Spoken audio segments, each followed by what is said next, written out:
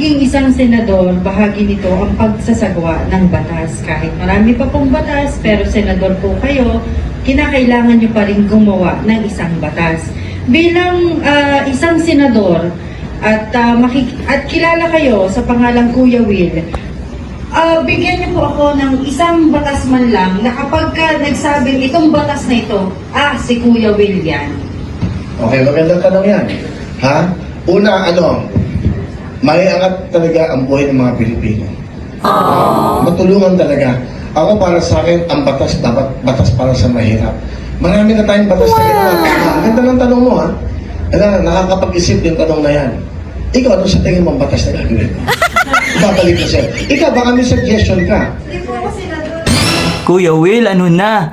Seryoso? Wala ka talagang maisip na batas para sa mga taong bubuto sa'yo? Andun na tayo eh. Attach na tayo eh. Tatakbo tayong senador para sa mga mahihirap at naghihikahos natin ng mga kababayan.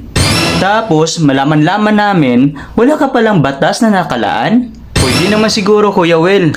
Wala kang naisip na batas ngayon, pero charge to experience. Saan ka ba galing? Saan ka ba magaling? Igiling-giling. Ganito yung example ng batas, Kuya Will, na para sa'yo. Republic Act number 8080. Bigyan ng jacket yan, lo.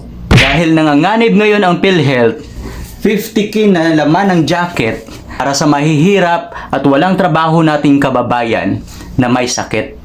Republic Act number 700. Bip bip, sabi ng tsuper.